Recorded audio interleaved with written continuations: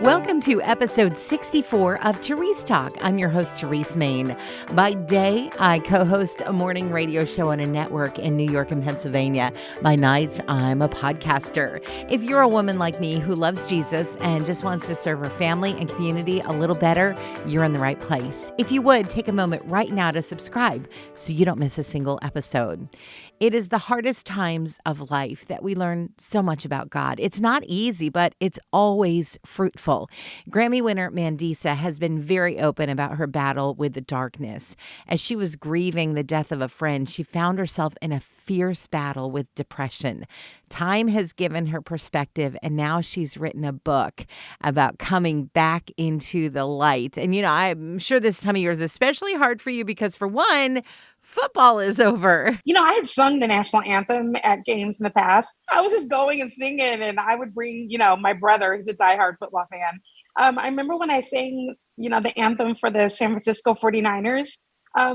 And that one was televised. It was the only one that was televised. And I sang, and then I left. I flew back home because I was like, I don't like football. So now that I actually go to football games and I enjoy it, I just remember tailgating. And when I looked out, and I don't know, maybe it was just because it's how my mind is wired, but when I saw so many people coming together, I saw this one tailgating that had every race. It had men and women and children. And I was like, wow, the unity that I'm seeing out here with a football team, that's what I wish we were like in the body of Christ.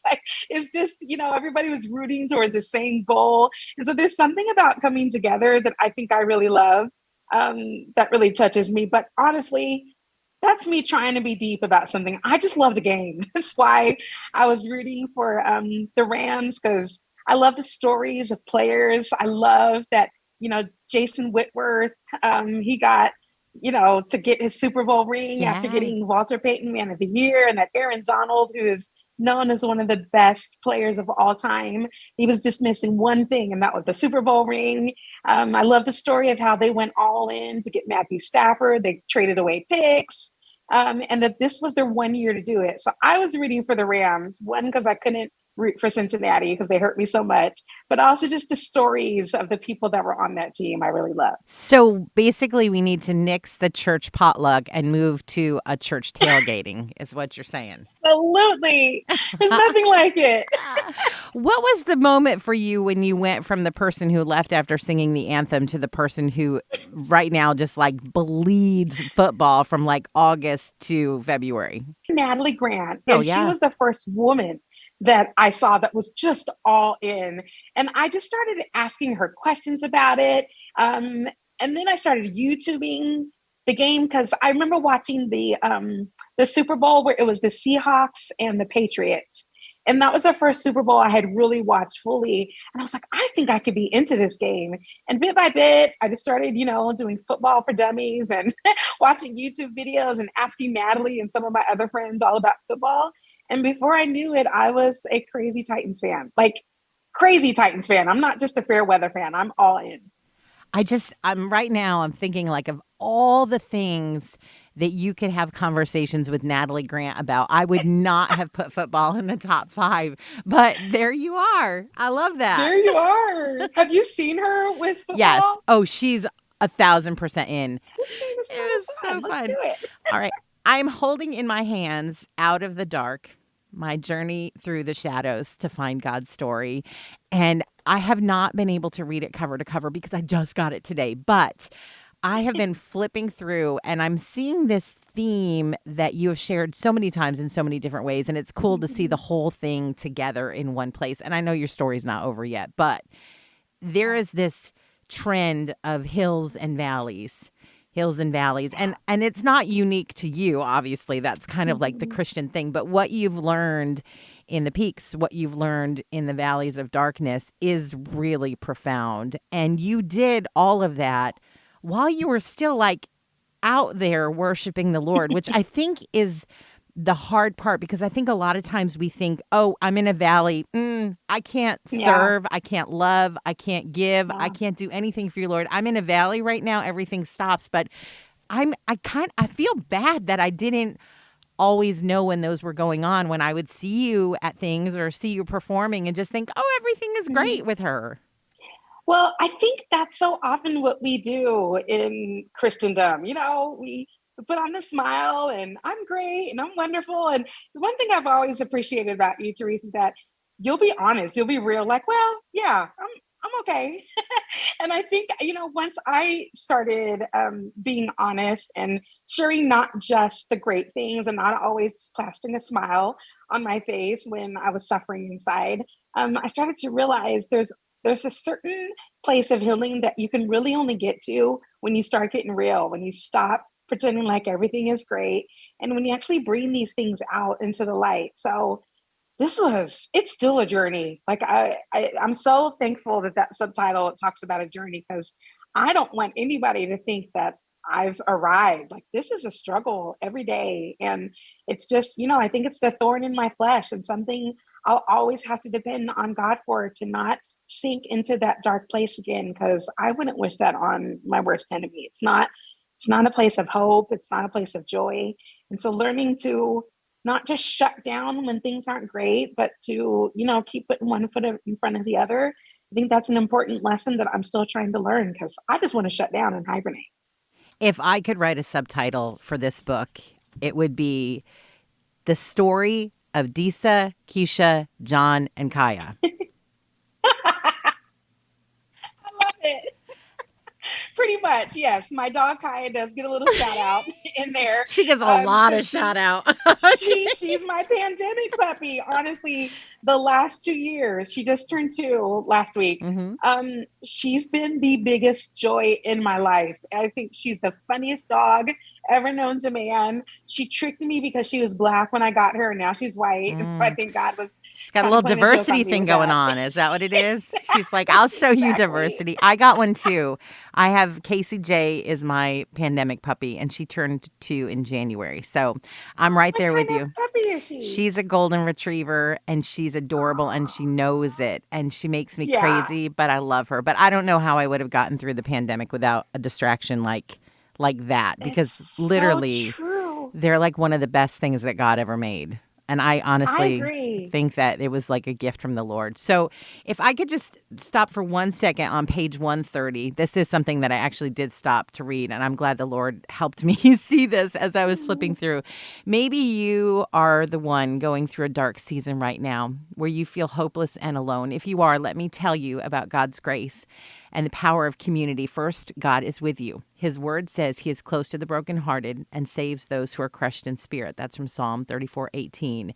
You may not feel that he is there, but his presence is more than a fleeting feeling. Some things are true, whether you feel them or not. Second, he wants you to connect with others. Sometimes when you least want to be with people is when it's most important to do so. God did not create you to be alone. And then you reference this part in Genesis where God makes Eve and Yeah, says it is not good for the man to be alone. But it's not just a romantic thing, yeah. that it's about community. And that's why I think this book about Disa and Keisha and John and Kaya is so powerful, because you have these relationships that God has given you, and some of them have taken you to the peaks, and sometimes the same one takes you to the valley.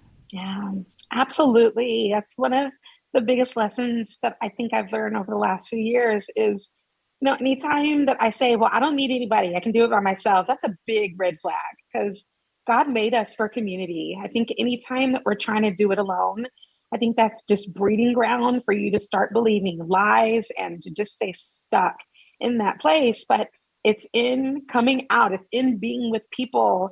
And, I'm an well, I say I'm an ambivert. There are times that I really want to be with people. There are times that I just want to be by myself. Hmm. And it's at those times when I realize I can't do that too much, because that's when I start to go into that dark place. So just realizing the power of community and how important it is, and how I really do believe that, when he says it's not good for man to be alone, like, I don't think he's just saying that in regards to marriage, because not everybody's going to be married. I'm 45 and it's not happened for me yet. And while I have hope that it will, I don't think that means that I need to put off community until I get the husband. Like, that's ridiculous. And so I Right. realize it's healthy for me to be with people, and that it's not just something that is going to fall into my lap. It really is something that I have to pursue. I have to make that a priority. You had kind of, in the past few years, dipped your toe a little bit more into the Mhm. worship Yeah. world, but there was never like a worship album or anything. Is that Yeah. something that you still would like to do? Absolutely. We'd actually planned to do a live worship album recording, and this during pandemic has messed everything up. But I still want to do that. I've always had different worship songs on each of my albums, and then these last 2 years, that's all I've been releasing is worship singles. And so I thought I really want to do a live recording of a worship album. I don't know when it's going to happen at this point, but that is very much still on my wish list to be able to do eventually. I can't wait. I would love that. I would love that more than anything.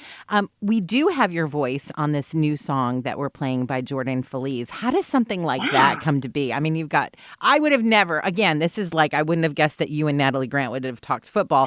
I would have never said, oh, yeah, there's going to be a single with Jordan Feliz and Mandisa dropping, and it's going to be a bop. I mean, that I didn't see coming. I love that song. Yeah, Jordan, he's one of my favorite artists, first of all. I love his music. I love seeing him live. And he actually lives in my neighborhood. So I remember walking in my neighborhood one time. I was walking Kaya and I ran into him, and yeah, I invited him to my birthday party that year that was at my house. And I don't know, he's always somebody that I have respected. And so when he reached out and wanted me on this song, and then he put Jonathan Traylor, who is again, Hmm. I, I love him. His whole album is one of my favorites. And so when he talked about doing this song together, I jumped at it. And the producer that he worked with also lives down the street from me. This is what you get living in Franklin, Tennessee. Right? So yeah, I love being on it. I love the song. I love the original version of it, but then with the three of us, it's just so much fun. I love that song. I just love talking to you because you'll just be like, yes, I was walking down the street. I saw Jordan Feliz. Like, it's no big deal. Like, I saw Steve, my neighbor, at the grocery store. And you'd be like, I okay. mean, yeah, he's I my neighbor. you just have, I don't know if you realize the remarkableness of what you're living in. Like, Right. so I love that it sounds like right now you're in a peak. I don't know, Teresa. I think I'm somewhere in the middle. I'm not at the lowest of lows, but I don't think I'm at a peak. I think I have been at a peak recently, but I don't know. I'm pretty steady right now. Talk to me in a couple of months, and that may be different. Maybe I ought to be at a peak then, but I'm average right now. How do you know? And this is not necessarily like to pry into your emotional health, but just in general for people who are listening, how do we know when we maybe are coming off of a peak, and how do we know Mhm. that we're hitting a danger zone? And then what do we do about it? I mean, Yeah, valleys aren't necessarily bad. Staying in valleys for a really long time until you're yeah. not living life, that's bad. Yeah, I can only say for myself, I only recognize it in hindsight, but I think it is less important to recognize whether you're in a peak or valley or hill or valley, as Torrin Wells would say. I think about Elijah after he had defeated the prophets of Baal, on that mountaintop. And then the very next chapter, he's sitting by a tree and saying that he wants to die. I don't know how much time had passed in between them, but what is interesting to me is God was very much there with him on the mountaintop, and he was there with him in the valley. I think it's important to not lose yourself whether you're in a peak or a valley. I think what God is teaching me is I want to be there with you through it all. And if you try to disregard me when you're in the valley, you're going to stay there. And if you try to ignore me when you're in a peak, you're going to drop really quickly. And so I think I'm just trying to maintain my relationships regardless as to where I am, peak or valley. And I think that's the way to stay in a steady place. I think that's the best place to be. But the peaks feel really, really good. Well, I don't live in your neighborhood, but I kind of wish I did, because then I would get to see you more often and we would have these kind of chats all the time. And then Yeah. you would know just how much I admire and respect and care about you. I feel the same way. Whenever I Aw. see you on my list, Good. you are a joy. If you've enjoyed this episode of Terese Talk, be sure to subscribe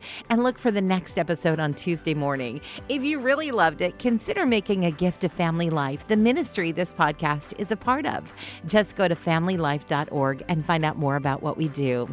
Did you know that Family Life offers a variety of podcasts? From news to kids to faith, you'll find a favorite on demand at familylife.org.